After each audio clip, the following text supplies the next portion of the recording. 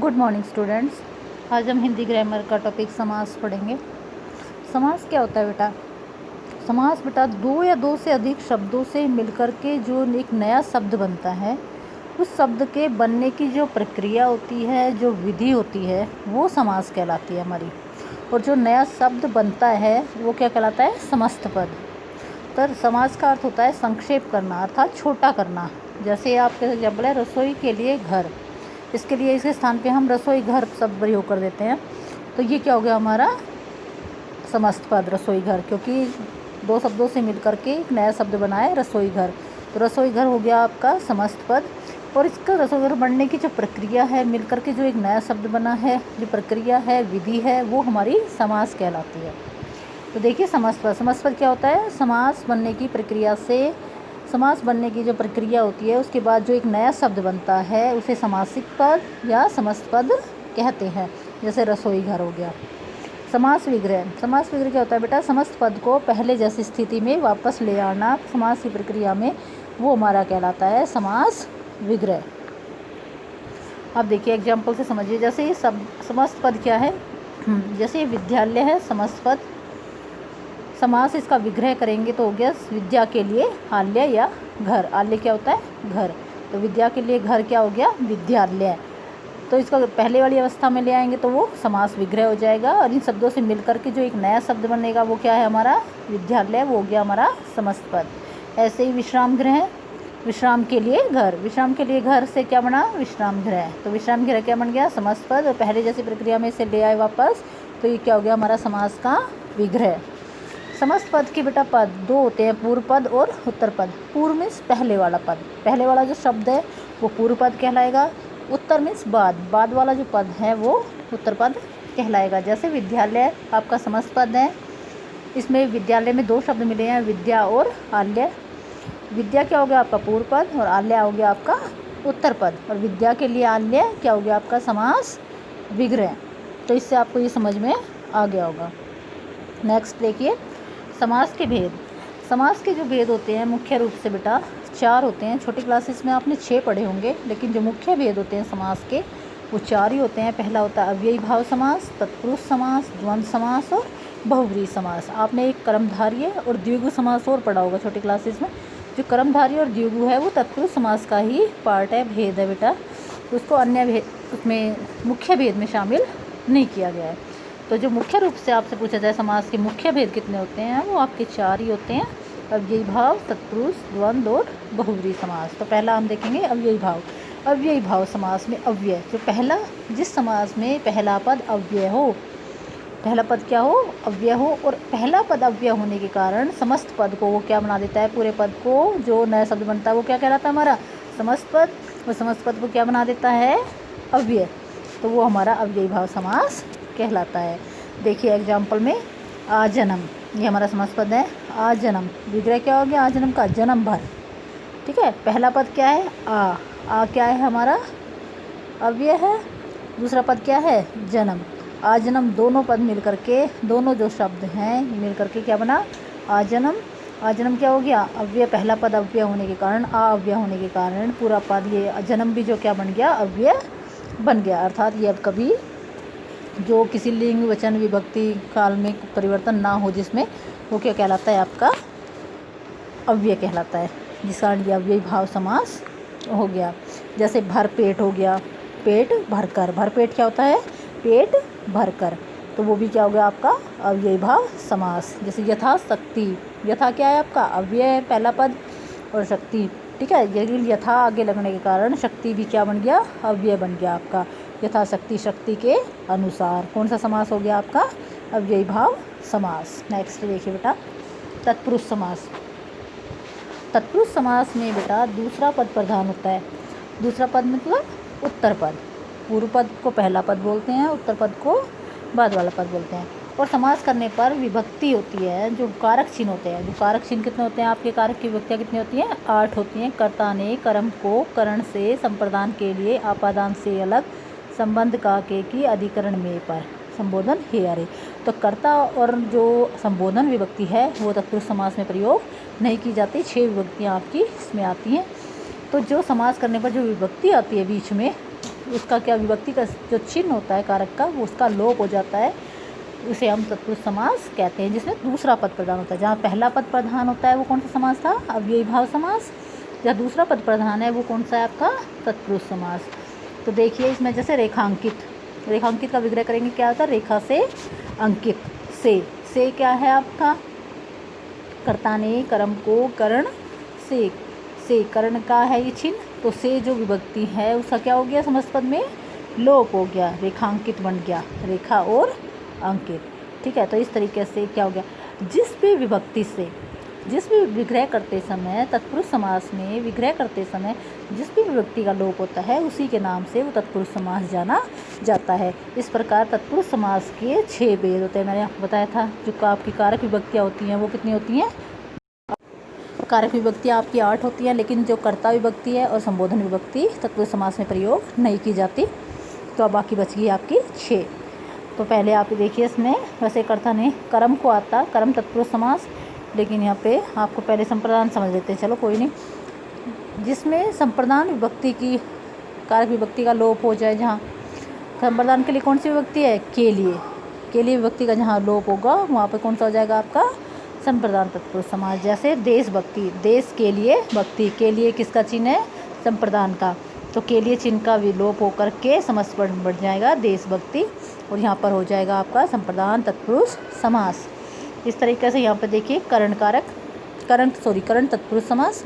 करण तत्पुरुष समास में भी बेटा जो करण की विभक्ति कौन सी है? से विभक्ति का जहाँ लोप हो जाता है वहाँ कौन सा समास होगा? तत्पुरुष समास। तो यानी आप कारक की विभक्तियाँ ध्यान में रखेंगे तो उसी के जिस भी विभक्ति का विग्रह करते समय लोप हो रहा है, विग्रह करके जिसका समस्त पद बनाते समय लोप हो रहा है, वो आपका वही समास कहलाएगा। जैसे हस्तलिखित, हाथ से लिखित, से किसकी है? करण की, करण का लोप हो गया तो करण तत्पुरुष समास।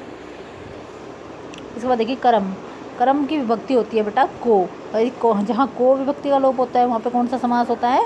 कर्म तत्पुरुष समास। जैसे गगन को चूमने वाला, को क्या हो गया आपका? कर्म का चिन्ह, तो क्या हो गया यहाँ पे? कर्म तत्पुरुष समास।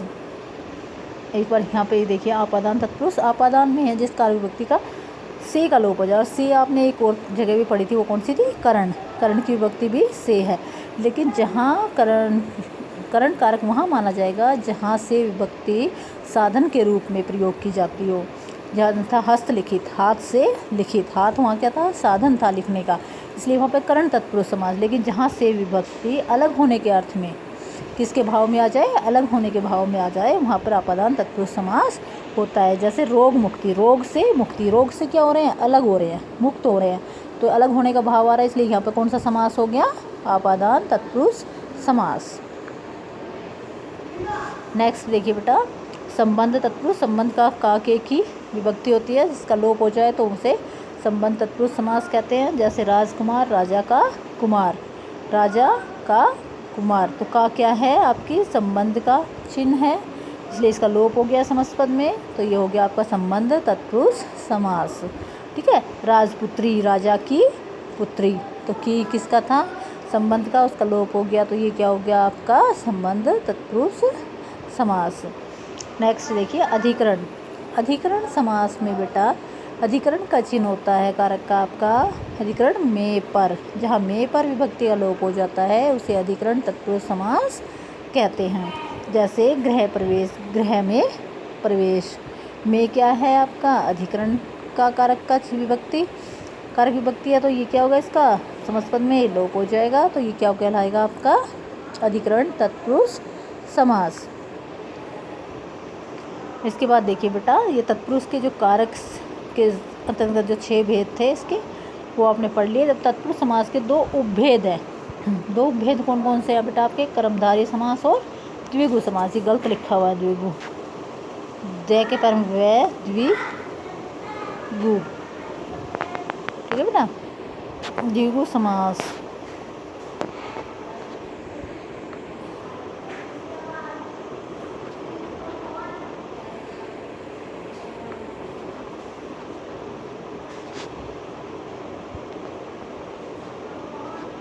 आ जाएगा ऊ की मात्रा ये द्विगु समास। तो पहला है आपका कर्मधारय समास, कर्मधारय समास में बेटा पहला पद विशेषण होता है और दूसरा पद विशेष्य होता है।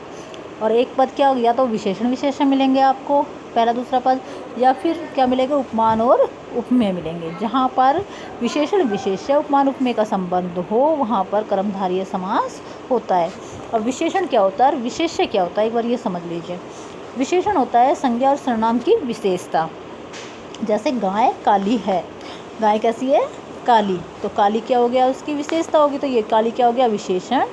और कौन काली है, जो काली है कौन है, गाय, तो वो क्या हो गया, विशेष्य। ठीक है, जिसकी विशेषता बता रहे हैं वो विशेष्य, जो विशेषताएं हैं वो क्या कहलाता है, हमारा विशेषण। ऐसे ही हमारा उपमान और उपमेय होता है। ठीक है, उपमान क्या होता है, जो उसकी विशेषता होती है। विशेषता क्या होती है, काल्पनिक विशेषता। जैसे हो गया चंद्रमुखी, चंद्रमुखी चंद्रमा के समान मुख वाली। ठीक है, तो चंद्रमा क्या हो गया आपका उपमान, और उपमेय क्या हो गया, मुख, मुख को चंद्रमा के समान बताया है, तो इसलिए ऐसे इस तरीके का जहाँ संबंध आपको मिल जाता है वो आपका क्या कहलाता है, कर्मधारय समास। जैसे पीताम्बर, पीताम्बर पीत क्या होता है, पीला, अंबर होता है कपड़ा, पीला है जो अंबर। और एक विग्रह करते समय कर्मधारय समास में आप नोट कर लो, है और जो दोनों पदों के बीच में है जो लगा दो तो विग्रह आपका हो जाएगा कर्मधारय समास का। लेकिन कहाँ है जो लगाओगे, जहाँ विशेषण विशेष्य और उपमान और उपमेय हो। यदि आपने जहाँ विशेषण विशेष्य ना हुआ और है जो लगा दिया तो वो आपका विग्रह गलत हो जाएगा। तो ये भी आपको देखना पड़ेगा कि यहाँ पे कौन सा समास है, उसी के अकॉर्डिंग विग्रह आप करेंगे। तो विग्रह के लिए सबसे आसान बात है ये, दोनों पदों के बीच में है जो लगा दो। तो पीला है जो अंबर, तो क्या हो गया आपका कर्मधारय समास। जैसे काली मिर्च, काली है जो मिर्च, तो कौन सा हो गया आपका कर्मधारय समास। महादेव, महान है जो देव, क्या हो गया आपका कर्मधारय समास। इस तरीके के सब में ऐसे आ गया आपका कमल नयन, कमल के समान नयन, तो क्या हो गया आपका कर्मधारय समास, क्योंकि यहाँ पर उपमान और उपमेय का संबंध है। नेक्स्ट देखिए द्विगु समास। द्विगु समास में बेटा पहला पद संख्यावाचक होता है, संख्यावाचक विशेषण होता है, और समस्त पद किसी समूह का, ग्रुप का बोध कराते हैं, उसे हम द्विगु समास कहते हैं। जैसे चौराहा, चौ क्या है, चार, चार राहों का समाहार, चार क्या है आपकी पहला पद संख्या, इसलिए ये क्या हो गया आपका द्विगु समास। और चौराहा क्या कर रहा है, समूह का बोध करा रहा है, चार राहों का समूह। जैसे त्रिवेणी, तीन वेणियों का समाहार या समूह, वो क्या हो गया आपका, त्रि क्या है संख्या, इसलिए हो गया द्विगु समास। पंचवटी, पांच वटों का समाहार या समूह, तो क्या हो गया वो आपका, पांच क्या है संख्या, तो ये हो गया द्विगु समास। नेक्स्ट देखिए द्वंद्व समास। द्वंद्व समास में बेटा दोनों पद समान होते हैं। पहले तत्पुरुष समास में हमने बताया दूसरा पद प्रधान होता है, और यही भाव समास में पहला पद प्रधान होता है। ठीक है, और इसी तरह जो द्वंद्व समास होता है आपका, उसमें दोनों पद प्रधान होते हैं, दोनों पद समान होते हैं, और दोनों पदों के बीच में ये साइन आपको मिलेगा योजक, जिसको क्या बोलते हैं हम, योजक चिन्ह बोलते हैं, मिलेगा। जब आप इसका विग्रह करेंगे तो इसको हटा करके और या अथवा का प्रयोग करेंगे तो आपका विग्रह हो जाएगा। द्वंद्व समास में दोनों पदों के बीच में जो योजक चिन्ह होता है उसको हटा करके और या अथवा का प्रयोग करते हैं तो उसका विग्रह हो जाता है। जैसे दाल भात, दाल और भात, दाल और भात दो पद हो गए, बीच में और लगा दिया, योजक आपको दिख ही रहा है इसमें, दिन रात, दिन और रात। इस तरीके से ये आपके क्या कहलाएंगे, दोनों पद जहाँ प्रधान होते हैं, जहाँ दोनों पदों की प्रधानता होती है वो हमारा द्वंद्व समास कहलाता है। द्वंद्व समास में सबसे बड़ी यही पहचान है योजक की। यदि यहाँ योजक, कई बार योजक भी नहीं मिलता है, लेकिन वहाँ जहाँ पेयर होते हैं, जोड़े होते हैं, उनको देखकर भी हम क्या करते थे, या फिर जो जोड़े होते हैं वो दोनों पदों का, जैसे माता पिता, माता और पिता, क्या हो गया यहाँ पर, ठीक है, माता पितरऊ, कई बार क्या सब मिल जाता है माता पितरऊ, तो क्या हो गया माता और पिता है दोनों, तो इसमें इसलिए भी वहाँ लगाते थे, लेकिन अधिकतर आपको ये योजक चिन्ह देखने को मिलेगा। बहुव्रीहि समास। बहुव्रीहि समास बेटा इसमें क्या होता है, दोनों पद गौण होते हैं। गौण मतलब होता है बेटा, गौण गौण होते हैं। गौण का मतलब होता है बेटा तो यानी ना पहला पद प्रधान होता है ना दूसरा पद प्रधान होता है। जैसे आप द्वंद्व समास में करते दोनों पद प्रधान होते हैं, लेकिन बहुव्रीहि समास में पहला पद प्रधान होता है, ना ही दूसरा पद, बल्कि दोनों पद मिल करके किसी तीसरे पद की विशेषता बताते हैं, तीसरे पद के बारे में बताते हैं वहाँ कौन सा समास होता है हमारा बहुव्रीहि समास। जैसे पीताम्बर, पीला है अंबर जिसका, पीला है अंबर जिसका। और यदि हम विग्रह कर देते पीला है जो अंबर है जो लगा देते, विशेषण विशेष्य का संबंध कर देते, तो ये बन जाता कर्मधारय समास। लेकिन हमने यहाँ क्या किया, दोनों पद मिल करके, पीत और अंबर दोनों पद मिल करके किसी तीसरे के बारे में बता रहे हैं कि पीला है अंबर जिसका, यानी किसका, अर्थात श्री कृष्ण, श्री कृष्ण के बारे में बता रहे हैं। तो ये हो गया आपका बहुव्रीहि समास। इसी तरीके से जैसे आपका आ जाता है त्रिनेत्र, तीन है नेत्र जिसके, अर्थात शिव। हम दोनों पद त्रि और नेत्र दोनों पद मिल करके किसके बारे में बता रहे हैं, शिव के बारे में बता रहे हैं। तो ये हो गया हमारा बहुव्रीहि समास। लेकिन त्रि क्या है, संख्या भी है। जब हम ठीक है बेटा, इसी तरह का त्रि क्या हो गया आपका, पहले पद संख्या है, तो जहाँ संख्या का बोध अगर आप कराते हो, समूह का बोध करा रहे हो, तो वो हो गया आपका द्विगु समास। लेकिन जहाँ दोनों पद मिल करके तीसरे पद के बारे में बताते हैं, वो हमारा कहलाता है बहुव्रीहि समास। देखिए बेटे, बहुव्रीहि समास और कर्मधारय समास में बहुत जगह हो जाता है, दोनों में एक जैसा आपको लगता है। तो उदाहरण से कुछ इसमें अंतर जान लेते हैं कि इनके विग्रह में क्या क्या अंतर है। ठीक है, जैसे ही है नीलकंठ, नीलकंठ जैसे मैंने पहले भी पीछे बताया था, नीला है जो कंठ, कंठ कैसा है, नीला। कंठ की विशेषता बता दी, नीला है वो। तो ये क्या हो गया हमारा विशेषण विशेष्य का संबंध। तो ये क्या हो गया हमारा कर्मधारय समास। और नीला है कंठ जिसका, अर्थात शिव। अच्छा, नील और कंठ दोनों पद मिल करके शिव के बारे में बता रहे हैं, तो वो हमारा हो गया बहुव्रीहि समास। तो ये हमारा जो समास है वो विग्रह पे डिपेंड करता है। यदि आप विग्रह विशेषण विशेष्य को ध्यान में रख के कर रहे हैं तो कर्मधारय समास लिखेंगे। यदि आप विग्रह थर्ड पर्सन को, तीसरे पद को प्रधान कर रहे हैं, तो आप बहुव्रीहि समास लिखोगे। नेक्स्ट देखिए बेटा, बहुव्रीहि समास और द्विगु समास। जैसे मैंने एग्जाम्पल एक बार आपको पीछे बता ही दिए थे। द्विगु समास में पहला पद संख्यावाचक होता है और दूसरा पद विशेष्य होता है उसका।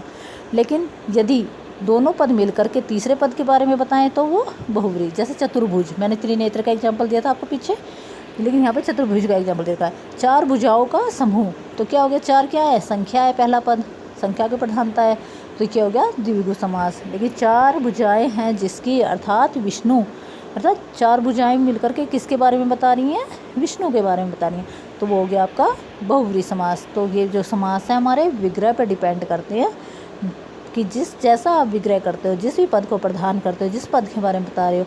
यदि आप संख्या पद को प्रधानता दे रहे हो तो वो द्विगु समास हो जाएगा। यदि आप दोनों पद मिला करके तीसरे पद के बारे में बता रहे हैं तो बहुव्रीहि समास हो जाएगा। जो मिसअंडरस्टैंडिंग है वो बहुव्रीहि समास, कर्मधारय समास और द्विगु समास में होती है, क्योंकि ये तीनों आपस में मिलते जुलते हैं। लेकिन आप इसमें विग्रह पर डिपेंड करेगा, आप जैसा विग्रह करेंगे उसी के अकॉर्डिंग उसका नाम लिखा जाएगा। ओके बच्चों, नेक्स्ट बाद में करेंगे।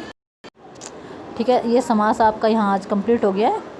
इसी को आप अच्छे से पढ़ेंगे, रिवाइज करेंगे, और जो ये नोट्स हैं सारे आप फिर नोटबुक में लिखेंगे भी बेटा इनको।